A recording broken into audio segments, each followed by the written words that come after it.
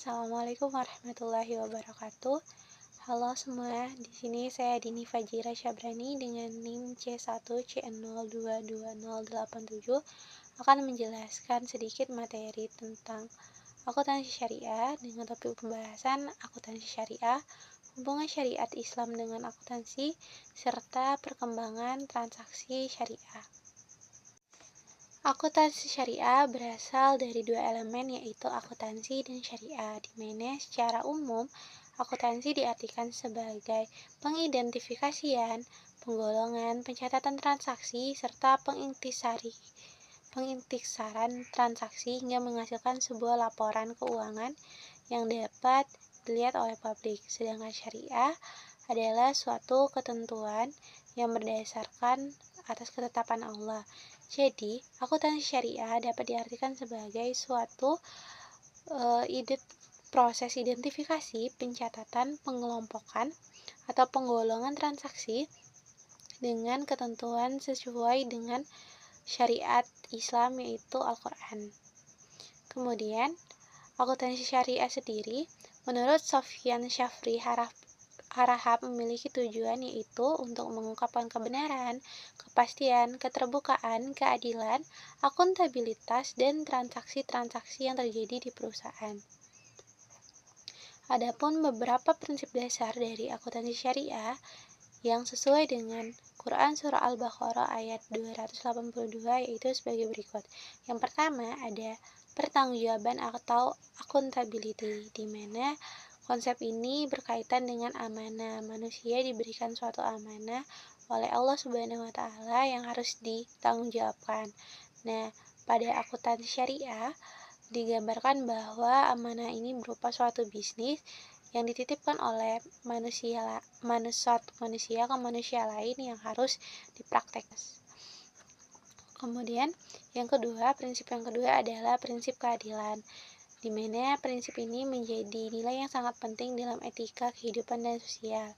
Nah, prinsip keadilan ini menjadi nilai yang inheren karena sangat mendukung faktor moral, di mana faktor moral kejujuran sendiri merupakan faktor ya ada prinsip kebenaran, di mana dalam pembuatan atau pengukuran laporan akuntansi syariah perlu adanya kebenaran dalam penyusunan laporan tersebut.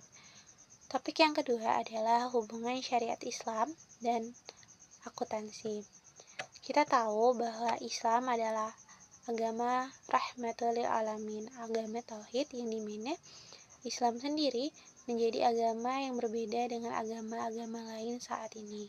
Islam adalah agama yang mengajarkan hubungan manusia dengan manusia lain atau hablum minannas dan hubungan manusia dan Tuhannya atau abdu minallah. Nah, di sini Islam sendiri ada 3 pokok pembahasan atau ajaran dasar dari Islam. Yang pertama yaitu ada akidah. Akidah adalah merupakan perjanjian yang teguh dan kuat yang terpatri dari dalam jiwa setiap manusia kepada Tuhannya atau Allah Subhanahu wa taala. Selanjutnya yang kedua ada syariah, di mana syariah adalah pokok-pokok aturan yang telah ditetapkan oleh Allah Subhanahu wa taala dan harus dipatuhi oleh seluruh muslim dan muslimah. Yang ketiga ada akhlak atau ihsan, di mana akhlak atau ihsan ini adalah cerminan dari akidah dan syariah. Ketika seseorang telah menjalankan akidah dan syariahnya dengan baik, maka dia akan memiliki akhlak yang baik.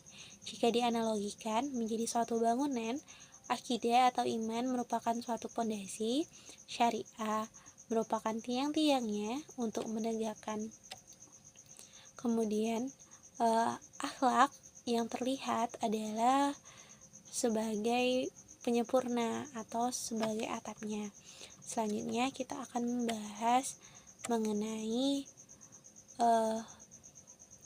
hubungan tadi, di mana dari hubungan akidah, akhlak, dan ihsan tadi terbentuklah suatu keterkaitan dengan akuntansi. Yang kita tahu adalah bangsa Arab atau Rasulullah SAW sendiri sangat gemar berdagang.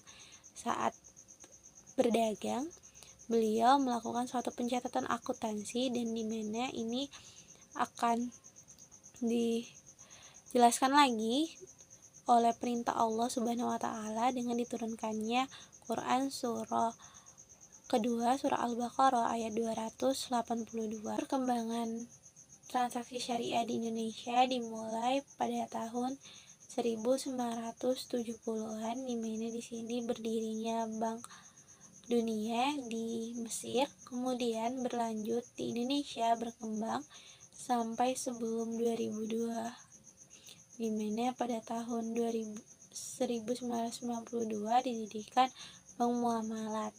Nah, selanjutnya setelah berdirinya Bank Muamalat,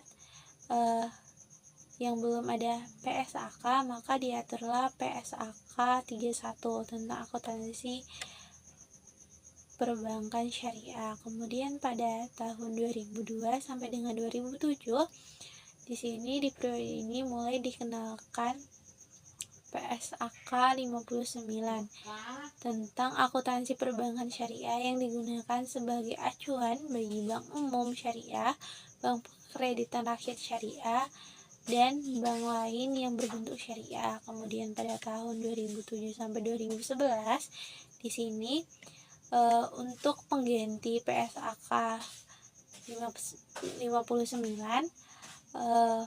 Dewan Standar Akuntansi Keuangan atau DSAK mengganti PSAK 59 dengan PSAK Syariah yang ini, dan dimulai dikenal dengan kerangka dasar pelaporan penyajian laporan keuangan syariah. Nah, juga bentuk dari perkembangan transaksi syariah adalah dengan konvergensi IFRS dan SAK etap pada tanggal 7